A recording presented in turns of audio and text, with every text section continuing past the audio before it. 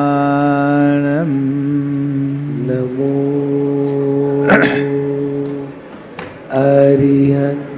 अरिहन्ताय नमो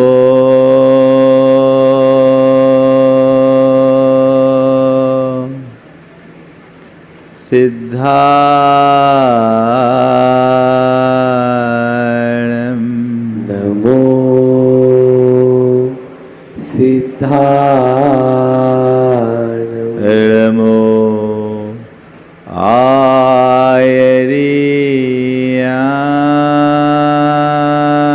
आयर्याणं नमो आयर्याणं नमो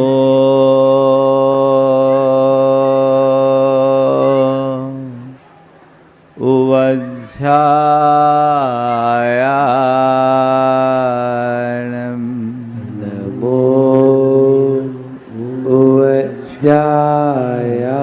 उवज्जायाणं नमो लोये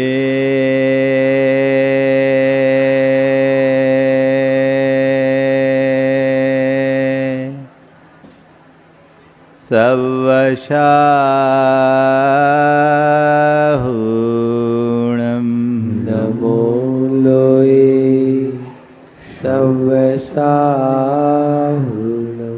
एषो पंच ळमोयारो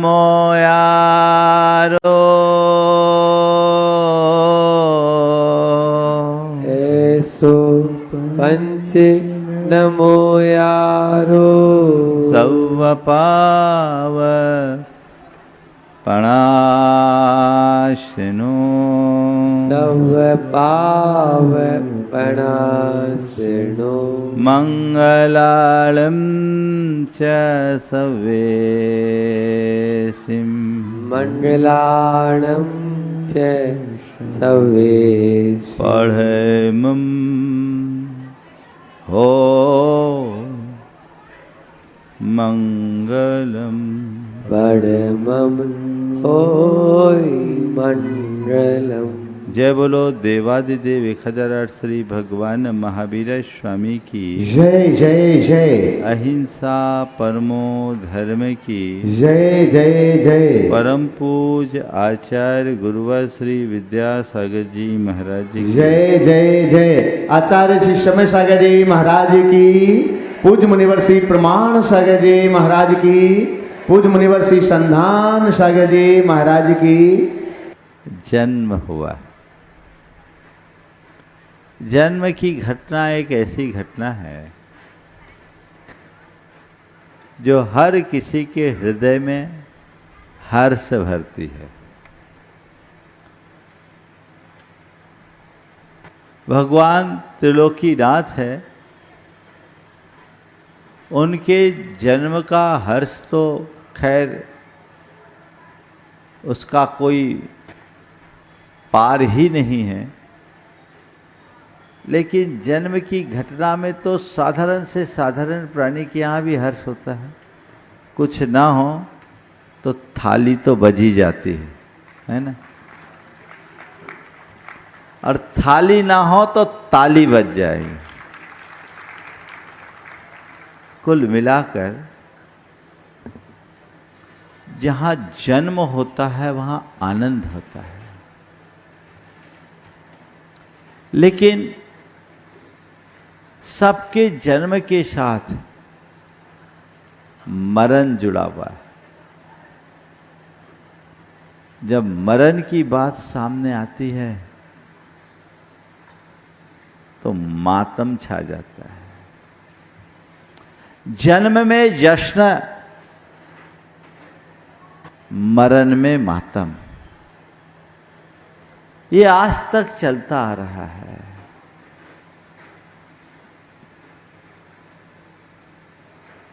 और जब तक जन्म होगा मरण जुड़ा रहेगा।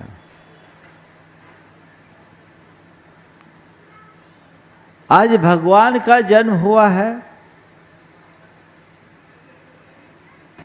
पर मरण नहीं होगा। सामान्य व्यक्ति के जन्म में और भगवान के जन्म में एक मौलिक अंतर है। हम आप सबका जन्म मरण से जुड़ा हुआ है और भगवान का जन्म निर्वाण से जुड़ा है। अब उनका मरण नहीं होगा, वे निर्वाण को प्राप्त करके जन्म मरण से सदा सदा को मुक्त होंगे। हालांकि जन्म की प्रक्रिया समान है। जैसे हम आप सब मां के कोख से बाहर निकले, वैसे ही भगवान ने भी आज माता मरुदेवी के कोख से प्रसूति ली। लेकिन फिर भी वे भगवान हैं और हम सामान्य। और तीन लोक के जन्म के क्षणों में, तीन लोक के नाथ के जन्म के क्षणों में कहा जाता है कि नरकों में भी कुछ पल के लिए हर्ष छा जाता है। नारकापि मोदन्ते यस्य कल्याण परवशु। जिनके कल्याणकों के क्षणों में नारकी भी कुछ पल के लिए प्रमुदित हो जाए, प्रसन्न हो जाए। आखिर इसका कारण क्या है? चार बातें आज के संदर्भ में मैं आप सबसे कहूंगा। जन्म, जागरण, जीवन और जिनत्व। जन्म, जागरण, जीवन और जिनत्व। भगवान ने जन्म लिया। इस जन्म से पहले वे हमारे आपकी तरह साधारण मनुष्य थे, प्राणी थे। लेकिन उनकी चेतना जागी, जीवन की दिशा बदली। क्रमशः उत्तरोत्तर अपना विकास करते हुए वे तीर्थंकर के रूप में आज अवतरित हुए। तीर्थंकरत्व मनुष्यता का चरमोत्कृष्ट रूप है, जो यकायक नहीं होता। इसके लिए अनेक जन्मों की साधना करनी पड़ती है। 24 तीर्थंकरों के अतीत इतिहास को पलटकर जब हम देखते हैं तो पाते हैं कि कभी वे हम जैसे साधारण प्राणी थे, बल्कि हम आप तो मनुष्य हैं, वे उससे भी नीचे कहीं शेर के रूप में देखते हैं, कहीं हाथी के रूप में देखते हैं, कहीं बंदर के रूप में देखते हैं। वहां उनकी चेतना जागी, जीवन की धारा बदली और जिनत्व की यात्रा शुरू हो गई। आगे बढ़ते बढ़ते बढ़ते 10 भाव में लगातार उत्तरोत्तर साधना के शिखर पर पहुंचे। तब कहीं जाकर तीर्थंकर के रूप में जिनत्व को प्राप्त किया।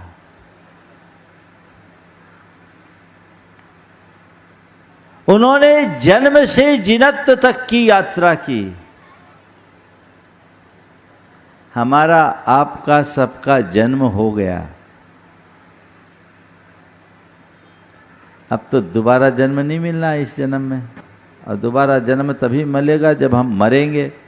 तो जन्म धारण करने के लिए मरना पड़ेगा, और ऐसा जन्म मरण तो हम अनादि से करते आ रहे हैं। संत कहते अब जन्म लिया है, जागरण को अपनाओ, जागो, निद्रा त्यागो। जन्म किस लिए मिला और जन्म लेकर हम क्या कर रहे हैं, इसका विचार बहुत आवश्यक है। ये नर जन्म हमें क्यों मिला, और नर जन्म पाकर के हम क्या कर रहे हैं। पता है आपको, आप मनुष्य कैसे बने? ये जन्म भी बहुत दुर्लभ है, हर किसी को ये जन्म नहीं मिलता। पूरे प्राणी जगत में जीव राशि अनंत है, जिनमें पेड़ पौधे हैं, मिट्टी पानी हवा को अपना शरीर बनाकर जीने वाले जीव हैं, कीड़े मकोड़े, पशु पक्षी इस धरती पर विचरण करते हैं, वे भी जन्मधारी हैं। उनमें हम मनुष्य कितने हैं? कितने हैं? गिनती के। इस अर्थ में देखा जाए तो मनुष्य होना बहुत दुर्लभ है, लेकिन दुर्लभ मनुष्य जीवन को पाने का हमें एहसास है। कभी लगता है कि मैंने ये मनुष्य जीवन पाया है, ये बहुत दुर्लभता से पाया है, कठिनाई से मिला है। दुनिया में कोई कीमती वस्तु आप प्राप्त करते हो, आपको उसके मूल्य का बोध होता है, आप उसे संभालते हो। जीवन कितना मूल्यवान है इसका बोध है, इसे संभालने की कोई दृष्टि है। मैं आप सबसे कहना चाहूंगा, दुनिया की जितनी भी मूल्यवान वस्तुएं हैं, उनका मूल्य है, और मूल्य चुकाकर आप उन्हें प्राप्त कर सकते हो। लेकिन इस जीवन को तुम बाजार में नहीं खरीद सकते। खरीद सकते क्या? मूल्य देकर प्राप्त नहीं किया जा सकता।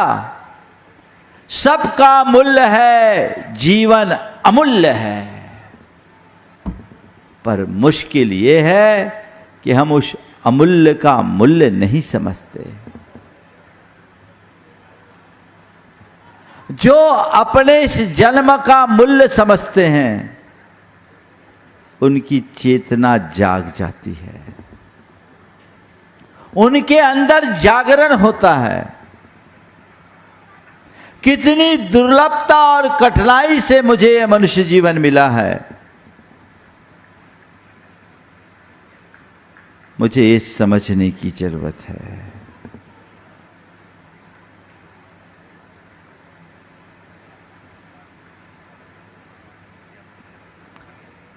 हाँ, वहीं बैठा। कितनी कठिनाई से ये मनुष्य जीवन मिला, हमें इसे समझना है, और जिसके लिए मिला है उस प्रयोजन की पूर्ति करना है।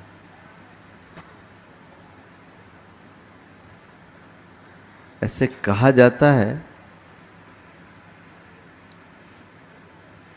किसी अपराधी को किसी अपराध के स्वरूप, अपराध के निमित्त कोई सजा मिली, उसे जेल में रहना पड़ता है। और जेल में भी कभी कभी जो अच्छा आचरण करते हैं उसके लिए कुछ समय के लिए पैरोल पर छोड़ दिया जाता है। पर जिन्हें पैरोल पर छोड़ा जाता है उनकी कुछ निर्धारित शर्तें होती है। जिस प्रयोजन के लिए छोड़ा गया है वही दिया जाता है। यदि उसकी पूर्ति करे तब तो ठीक, और यदि उसका उल्लंघन हो जाए तो उसे वापस वहीं ठेल दिया जाता है। होता है।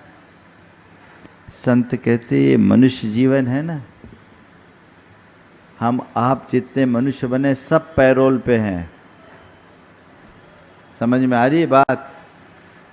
हम आप सब पैरोल पे हैं। यहां अगर सही काम करेंगे तो हमेशा के लिए आजाद हो सकते हैं, और गलत करेंगे तो फिर वहीं ठेल दिए जाएंगे। भ्रम में मत रहना कि मैं मनुष्य बन गया, जन्म ले लिया, अब तो खूब लंबा जीवन जीऊंगा और अपनी मर्जी का जीवन जीऊंगा, मौज करूंगा, और मर भी गया तो दोबारा मनुष्य बन जाऊंगा। है ऐसी कोई व्यवस्था? बोलो, है कोई व्यवस्था? कोई ठिकाना नहीं। आज तुम मनुष्य के चोले को धारण किए हो, कल क्या हो जाओ। इसलिए इस रूप को मत देखो, भीतर की आत्मा को देखो, अपनी चेतना को जगाओ। इस नाम रूप में मुग्ध मत हो। जानो मैं कौन हूं और मेरा क्या है। असली रूप को जानो। वो तभी संभव होगा जब जागरण होगा। जब कोई व्यक्ति सोया होता है, सपना चलता है, एक अलग जगत की सृष्टि होती है। और सपने का जो संसार होता है बड़ा मोहक भी होता है। पर जब सपना टूटता है तब लगता हाय ये तो सपना था। यही लगता है ना।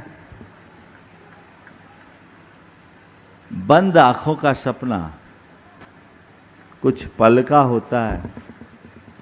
आंखें खुलने के बाद हमें समझ में आ जाता है ये सपना था, हम उससे उतने प्रभावित नहीं होते। लेकिन ये जो जीवन है ये खुली आंखों का सपना है। आम जन जिनकी चेतना सुप्त है वे सब स्वप्न अवस्था में जी रहे हैं। हमारी 4 अवस्थाएं हैं। एक है सुप्त अवस्था, दूसरी है स्वप्न अवस्था, तीसरी है जागृत अवस्था और चौथी है प्रबुद्ध अवस्था। चेतना की ये 4 अवस्थाएं हैं।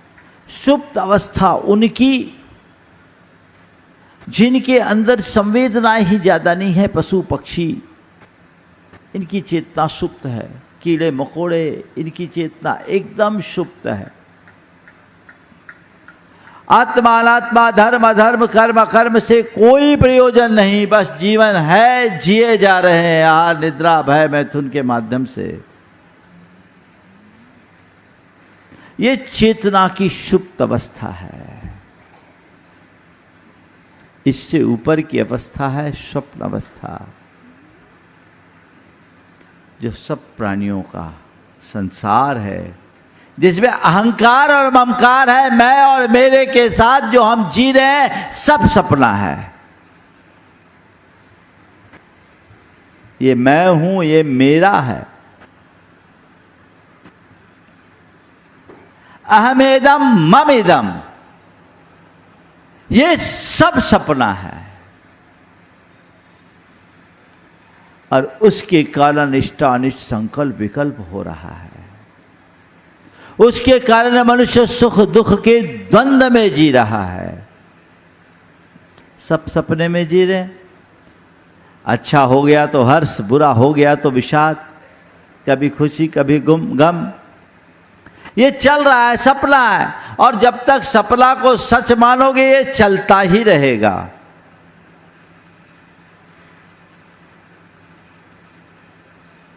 संत कहते हैं सब स्वप्न है, इसे सत्य मत मानो। लेकिन कब समझ में आएगा? जब जागेंगे तब ना। जीवन का यह दृश्य जगत का एक बहुत गहरा सपना है। जीवन का यह दृश्य जगत का एक बहुत गहरा सपना है। जब तक नींद भरी आंखों में तब तक दृश्य जगत अपना है। जीवन का यह दृश्य जगत का एक बहुत गहरा सपना है। जब तक नींद भरी आंखों में तब तक दृश्य जगत अपना है। उतनी देर जाग कर जी लो जितनी अभी उम्र बाकी है। उतनी देर जाग कर जी लो जितनी अभी उम्र बाकी है। कोई नहीं किसी का साथी, सारी यात्रा एकाकी है। कोई नहीं किसी का साथी, सारी यात्रा एकाकी है। आंखें खुलनी चाहिए। स्वप्न अवस्था ही संसार है। कहते अपने जन्म को सार्थक करना है तो स्वप्न अवस्था से ऊपर उठिए। तीसरी श्रेणी है जागृत अवस्था की,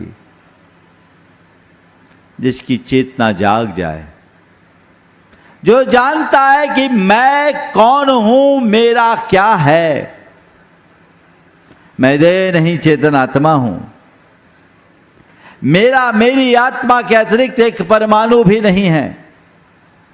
मेरे साथ जो है और मेरे पास जो है वह सब महज एक संयोग है। मैं उनका स्वामी नहीं, मात्र कस्टोडियन हूं। चीजें मेरे पास है, मेरी नहीं है। संयोग से मुझे उपलब्ध है, मैं उसका उपयोग करूं, उपभोग करूं, पर उसमें स्वामित्व का भाव न रखूं।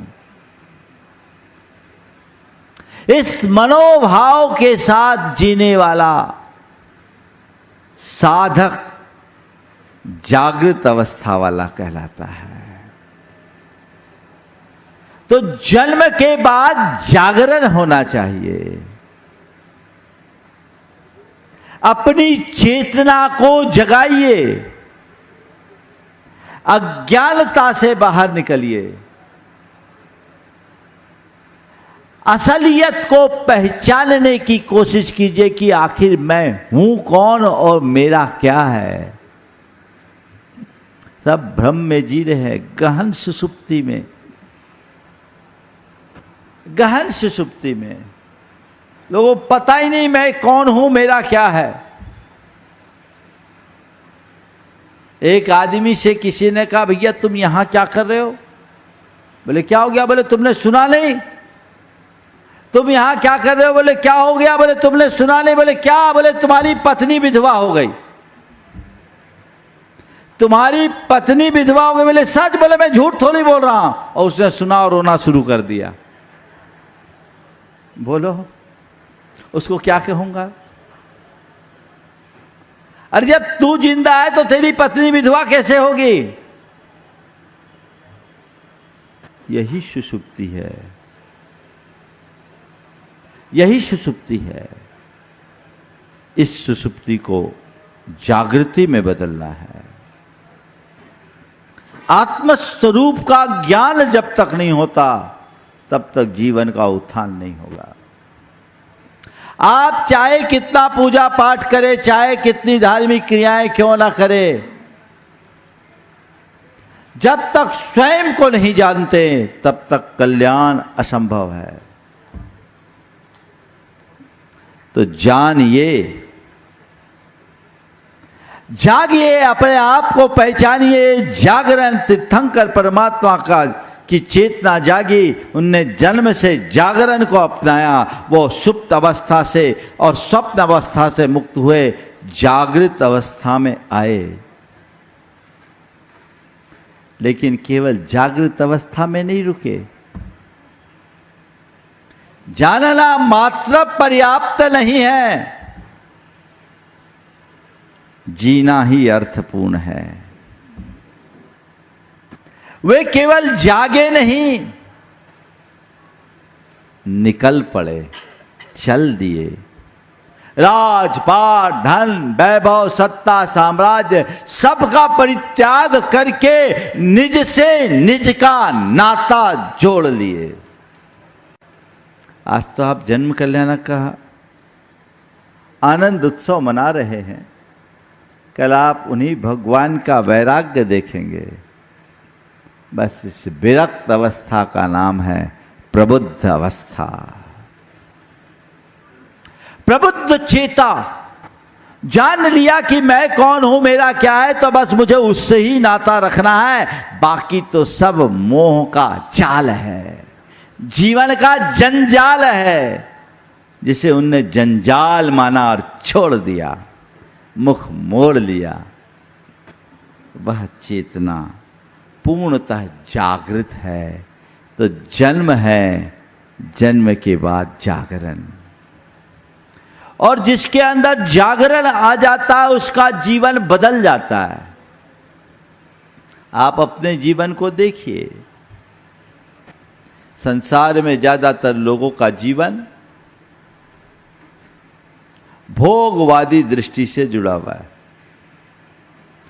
उनके जीवन का एक ही लक्ष्य है, वह है पदार्थ और पदार्थ जन्य भोग।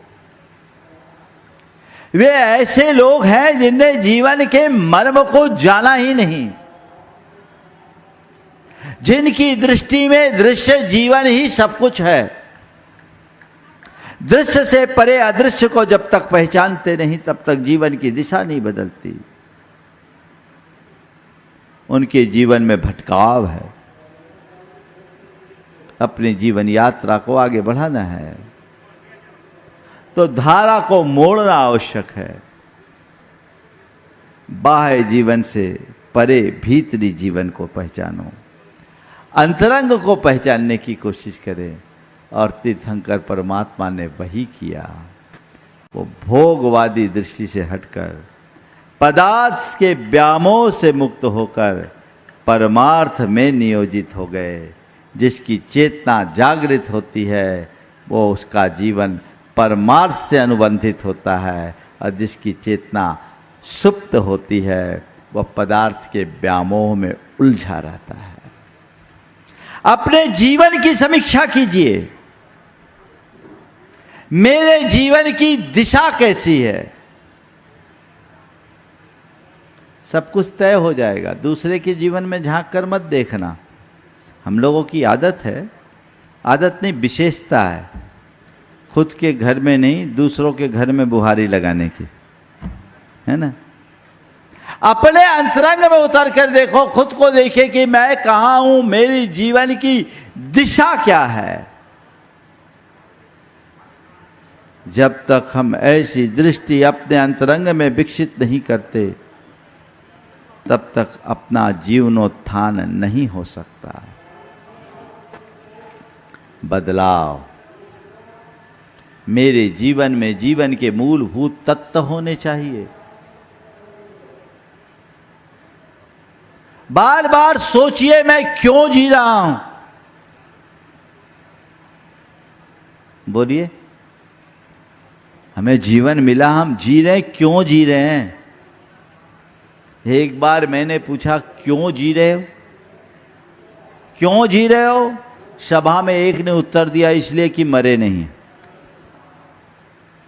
ऐसे व्यक्ति को क्या कहेंगे, वो जीते जी भी मरे ही जैसा है। हम क्यों जी रहे हैं, हमारे जीवन का उद्देश्य क्या है, ये हमें समझना होगा।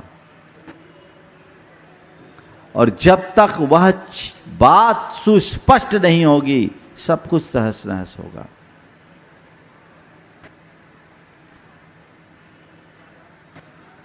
हमारा जीवन व्यर्थ न जाए, जीवन को अर्थ मिलना चाहिए। हम जीवन जी रहे हैं, सही जिए कि नहीं जिए इसका हम कैसे आकलन करें। मैं आपको एक युक्ति बताता हूं। सब लोग एक पल को अपनी आंखें बंद करें, सभी लोग अपनी आंखें बंद करें और थोड़ी देर के लिए कल्पना करें कि यदि इसी क्षण मेरे प्राण निकल जाए तो क्या मैं इस दुनिया से संतुष्टि के साथ जाऊंगा, ये महसूस करते हुए जाऊंगा कि नहीं मैंने अपने जीवन को सार्थक बना लिया, कृतार्थ करके जा रहा हूं, या कोई खालीपन दिखेगा। आंखें बंद कीजिए, अपने अंतरंग में उतर करके देखिए क्या उत्तर आ रहा है। प्राण तो कभी भी निकल सकते हैं, यदि इसी क्षण मेरे प्राण निकलते हैं तो मेरी स्थिति क्या बनती है। अपने अंदर उतर कर देखिए। पूर्ण तृप्ति, संतुष्टि, या मन में इच्छाएं और शिकायतें हैं। अधिकतर लोगों के अंदर यही आया होगा, रे हाय ये काम अधूरा रह गया, हाय मैं कुछ कर नहीं सका, मैं जो कुछ किया वो औरों के लिए किया, खुद के लिए तो कुछ कर ही नहीं सका। अगर ये बात है तो समझना तुम्हारा जीवन अधूरा है, तुम जागरण को अपना नहीं पाए। एक माली था, उसकी इच्छा थी कि पारिजात का फूल स्वर्ग में खिलता है, धरती पर भी खिले, और इसी मनोभाव से उसने एक पारिजात का पौधा लगाया। उसे रात दिन सींचा, उसके परिश्रम से वह पौधा एक वृक्ष का रूप ले लिया, पेड़ बड़ा हो गया, और वो माली भी देखते देखते बूढ़ा हो गया। रोज सुबह उठता इस मनोभाव से कि आज इसमें पारिजात उगा होगा, आज इसमें पारिजात खिला होगा, लेकिन हर दिन उसे निराशा लगती। उसने नए नए प्रयोग किए, उसके इन प्रयोगों से वनस्पति शास्त्र और पुष्ट हुआ, लेकिन उसकी भावनाओं का फूल नहीं खिल सका। शरीर क्षीण हो गया, जरावस्था से जर्जर हो गया, लेकिन फिर भी उसकी उमंग ठंडी नहीं हुई। एक दिन किसी संत का उधर से गुजरना हुआ, उसने अपनी व्यथा उनके चरणों में रखी। संत ने अपनी योग दृष्टि से उस पेड़ को देखा और कहा, भाई ये तो पेड़ तो कभी नहीं खिलेगा, ये पेड़ तो कभी नहीं खिलेगा। सुनते ही वो चरणों में गिर पड़ा, गुरुदेव ये कैसा बोल रहे हैं आप, ये पेड़ क्यों नहीं खिलेगा, मेरे जीवन भर की साधना व्यर्थ हो जाएगी।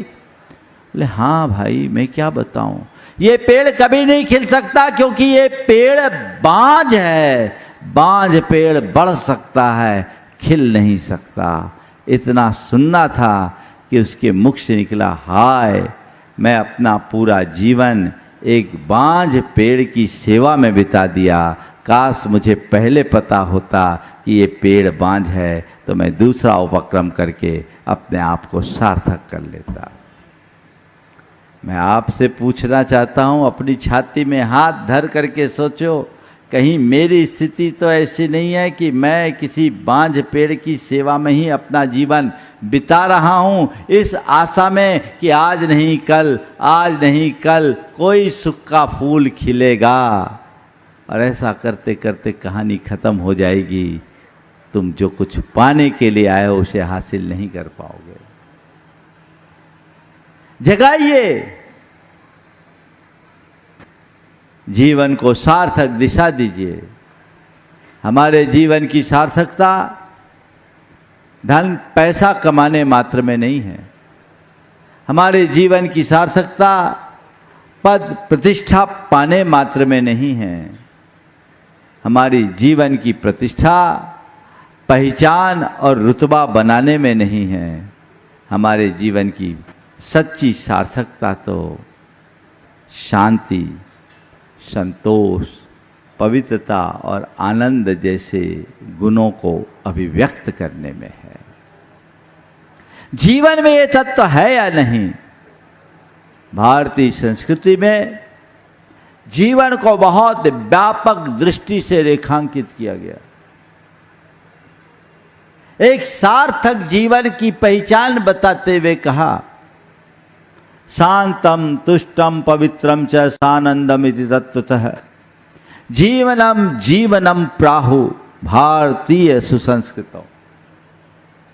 उसका जीवन ही जीवन है जिसके जीवन में शांति है, संतोष है, पवित्रता है और आनंद है। महत्वपूर्ण ये नहीं कि मेरे पास कैसा पैसा है, कितना पैसा है। महत्वपूर्ण ये नहीं कि मेरी कैसी पहचान है। मेरा महत्वपूर्ण ये भी नहीं कि मेरे पास कितना बल है, मेरी कितनी शक्ति है। देखना तो ये है कि शांति है कि नहीं, संतुष्टि है कि नहीं, पवित्रता है कि नहीं, आनंद है कि नहीं। ये सब गुण आएंगे, पर तभी आएंगे जब तुम्हारी चेतना जागृत होगी। शांति चाहिए ना? चाहिए कि नहीं चाहिए? हाँ, एक श्रद्धालु किसी संत के पास गया और कहा, गुरुदेव मुझे शांति चाहिए। श्रद्धालु संत के पास गया और कहा, गुरुदेव मुझे शांति चाहिए। संत मुस्कुराए और कहा, वत्स तुझे शांति चाहिए तो कुछ नहीं करना है, मुझे और चाहिए हटा दे, शांति अपने आप बच जाएगी। मुझे को हटा दे, चाहिए को हटा दे, शांति अपने आप टिक जाएगी। ये जो मेरे अंदर का अहंकार और ममकार है, यही हमें उलझाता है। और जब तक हमारी चेतना सुप्त अवस्था में रहेगी, हम इनसे मुक्त नहीं हो पाएंगे। और जब तक इनसे मुक्त नहीं होंगे, शांति से कैसे साक्षात्कार करेंगे? अपनी निद्रा तोड़िए, जागिए, चेतना को जगाइए। जन्म के बाद जागरण और जागरण के साथ जीवन, और जियो, यहीं मत रुको। हमारे तीर्थंकर परमात्मा ने जीवन को जिनत्व से जोड़ा। जीतो, जीवन में शांति हो, करुणा हो, संवेदना हो, पवित्रता हो, ये चीजें हो, लेकिन यहीं मत रुको। जीतो, किसे जीतो?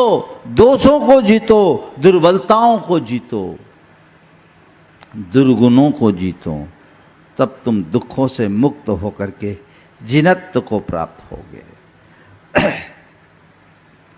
हम तीर्थंकर परमात्मा को जिन कहते हैं। जिन का मतलब ही क्या है? जीतने वाला। आज दूसरों को जीतने में सब लगे हैं,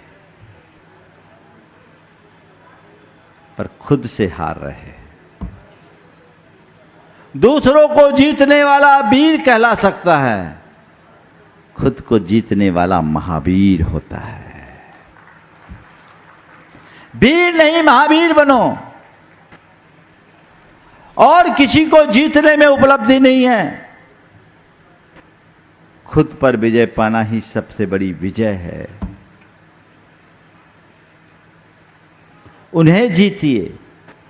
अपने एक एक दोषों को पहचानने की कोशिश करे और उसे जीतना अपना लक्ष्य होना चाहिए। राग, देश, मोह, ये हमें उलझाते हैं, जो हमें पूरी तरह जकड़े हुए हैं।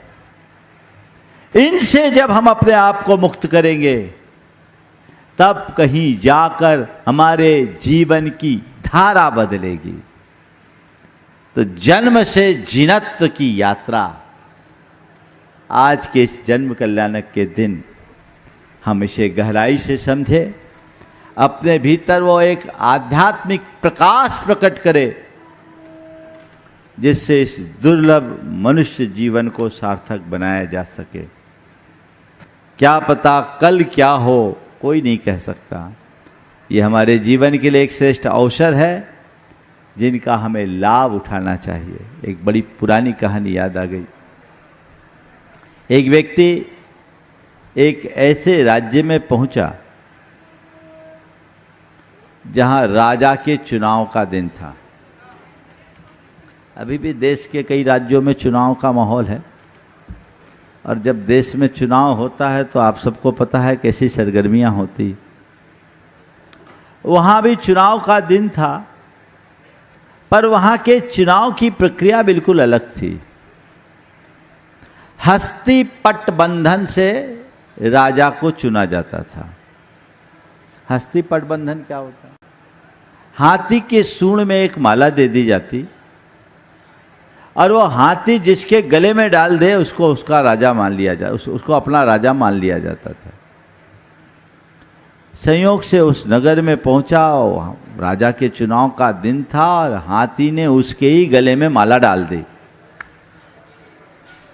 सब तरफ जय जयकार हो गए, सभी ने उसको अपना राजा स्वीकार लिया। लेकिन तभी वहां के राजपुरोहित ने वहां के संविधान को बांधते हुए कहा कि आज से आप इस राज्य के राजा हो, हम आपका स्वागत करते हैं और आपकी नेतृत्व में हम अपना पूरा जीवन बिताना चाहते हैं। लेकिन जैसा हमारे इस राज्य का कानून है, आज से 5 साल तक के लिए आपको ये राज्य है। 5 साल पूर्ण होने के उपरांत नगर की सीमा से मगरमच्छों और घड़ियालों से भरी नदी है, वहाँ आपको छोड़ दिया जाएगा। मगरमच्छों और घड़ियालों से भरी नदी के तट पर छोड़ दिया जाएगा। आप वापस नहीं आ सकते। अब तक का इतिहास यही था, जितने भी राजा आए 5 बरस राज किए, बाद में मगरमच्छों और घड़ियालों के ग्रास बन गए। राजा ने जब ये कानून सुना, एक पल को थोड़ा अकचकाया, लेकिन फिर सोचा 5 साल है, बहुत लंबा समय, चलो देखते हैं। उसने राज किया, बहुत उत्तम शासन किया। उसने न केवल राज गद्दी पर राज किया, अपितु जनता के दिलों में भी राज कर लिया। हर व्यक्ति के मुख से यही निकलता कि ऐसा राजा तो कभी हुआ ही नहीं, इतना अच्छा सुशासन तो आज तक कभी मिला ही नहीं। सब कुछ बहुत अच्छा चल रहा था, लेकिन जैसे जैसे समय बीता, लोगों के मन में चिंता की भावनाएं उत्पन्न होने लगी, क्योंकि अब हमें अपने प्राण प्यारे राजा को खोना पड़ेगा। लेकिन सब के सब बेबस और लाचार थे, क्योंकि वे अपने कानून से बंधे थे। लोगों के मन में दुख था, चिंता थी, लेकिन राजा एकदम निश्चिंत। 5 वर्ष पूर्ण हुए, राजा को हाथी पर बिठा करके अंतिम विदाई दी गई। नदी के तट पर राजा को हाथी से उतारा गया। राजपुरोहित ने पुनः वह कानून पढ़ के सुनाया और राजा के प्रति आभार व्यक्त करते हुए कहा कि आपने जिस तरह का सुशासन दिया है, ऐसा शासन आज तक किसी राजा ने नहीं किया। हम आपके इस कृत्य के प्रति आभारी हैं, कृतज्ञता ज्ञापित करते हैं, लेकिन हमें अपने कानून का सम्मान करना है, इसलिए अब आप राज्य में लौट नहीं सकते, आपको उस पार ही जाना होगा। राजा ने सब बातों को सिरोधार्य करते हुए कहा, मैं भी इस राज्य के कानून का सम्मान करता हूँ, अब मैं इधर नहीं जाऊँगा, लेकिन मेरे लिए अब इस पार और उस पार में कोई फर्क नहीं पड़ा। इस पार और उस पार में कोई फर्क नहीं बचा। लोगों ने देखा कि उस नदी पर एक पुल बना हुआ था और उस पार एक सुंदर नगर बसा था। उसने कहा, आप लोग यहाँ रह सकते हो, मैं राज्य के कानून का पालन करते हुए उस पार जाता हूँ।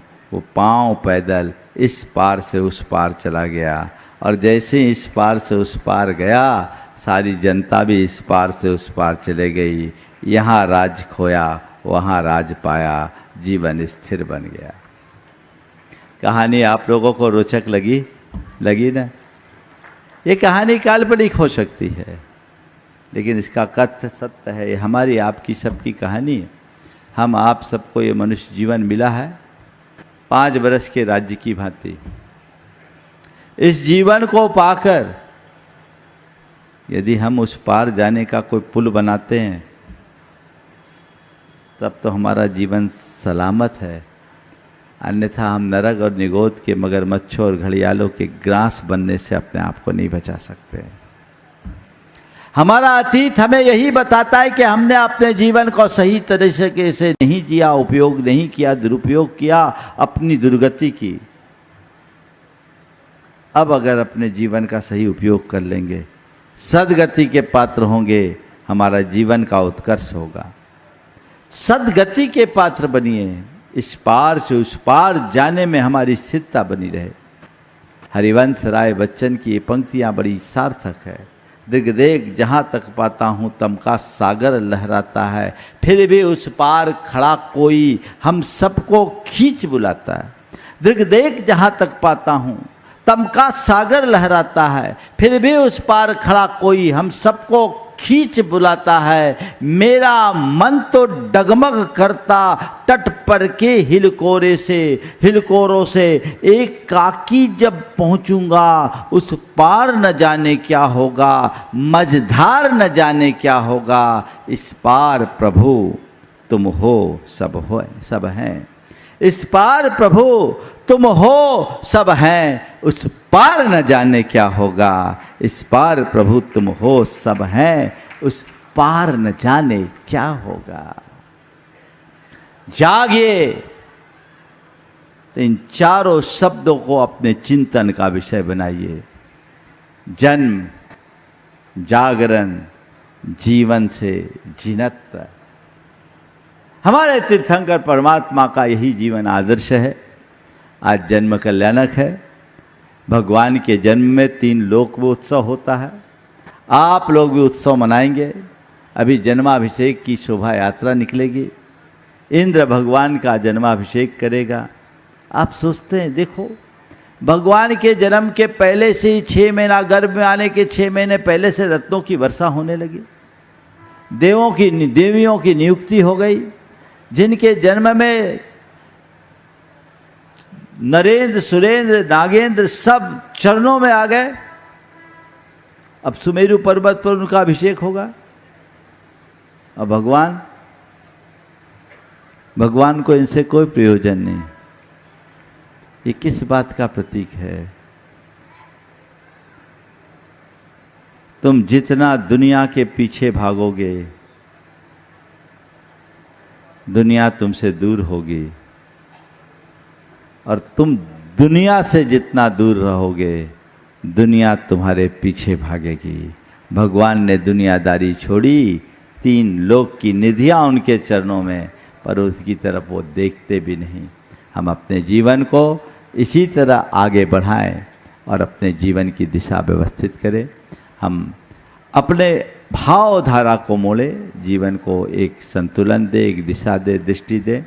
इस भाव के साथ मैं चाहूँगा कि अपने जीवन में भावनात्मक अनुशासन प्राप्त करने के लिए, अपने जीवन को सकारात्मकता से भरने के लिए, अपने तन को स्वस्थ, अपने मन को मस्त और अपनी चेतना को प्रशस्त बनाने के लिए हम भावना योग का प्रयोग करें। उसमें सभी लोग आ सके। आप सब ये जानकारी जितने लोग यहाँ उपस्थित हैं अपने सारे इष्ट मित्रों को दें, ताकि लोग अपने जीवन को एक रचनात्मक दिशा दे सके, अपने जीवन को शांति और प्रसन्नता के साथ जीने की सामर्थ्य प्राप्त कर सके। ये प्रयास आप सबको करना है। समय आप सबका हो गया है। मंगल भावना एक साथ। मंगल मंगल होय जगत में सब मंगल में होय। मंगल मंगल होय जगत में सब मंगल में हो। इस धरती के हर प्राणी का मन मंगल में होय। इस धरती के हर प्राणी कहीं क्लेश कालेश रहे ना दुख कहीं भी होई।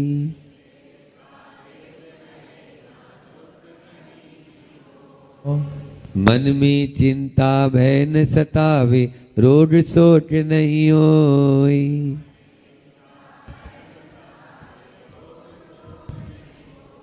नहीं वैर अभिमान हो मन में क्षोभ कभी नहीं होई।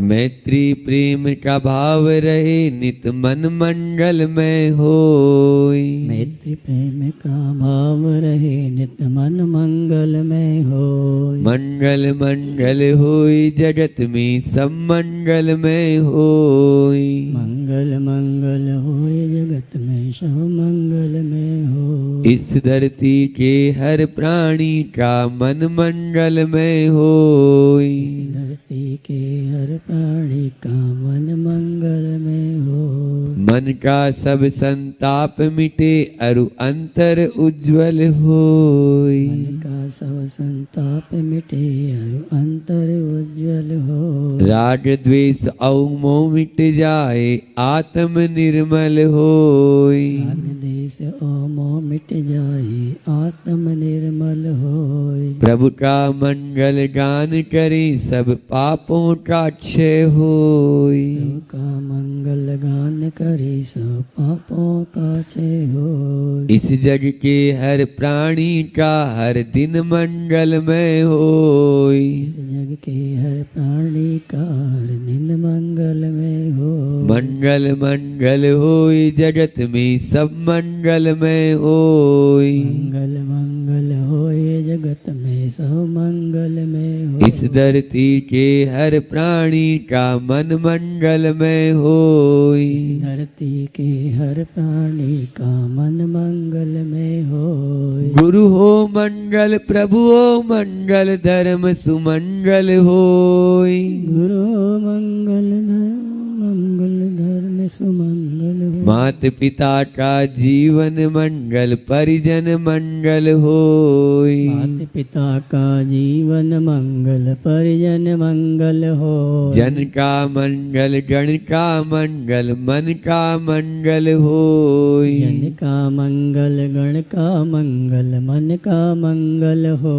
राजा प्रजा सभी का मंगल धरा धर्म में होई। राजा प्रजा सभी का मंगल धरा धर्म में हो।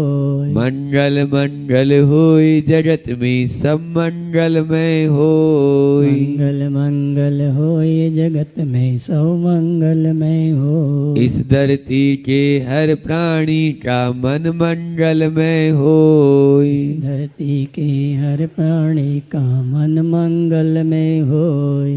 मंगलमय हो प्रात हमारा रात सुमंगल होई। मंगल में हो प्रातः हमारा रात सुमंगल हो।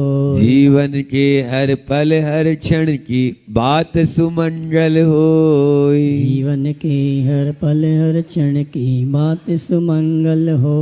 घर घर में मंगल छा जावे जन जन मंगल होई। घर घर में मंगल छा जावे जन जन मंगल हो। इस धरती का कण कण पावन ओ मंगलमय होई। इस धरती का कण कण पावन ओ मंगल में हो। मंगल मंगल होई जगत में सब मंगलमय होई। मंगल मंगल होए जगत में सब मंगल में हो। इस धरती के हर प्राणी का मन मंगलमय होई। इस धरती के हर प्राणी का मन मंगल में हो। सब जग में मंगल बड़े सब जग में मंगल बड़े। टले अमंगल भाव टले अमंगल भाव। है प्रमाण की भावना हे प्रमाण की भावना। सब में हो सद्भाव। सब में हो सद्भाव। बोले परम पूज्य मुनि श्री 108 प्रमाण सागर जी महाराज की।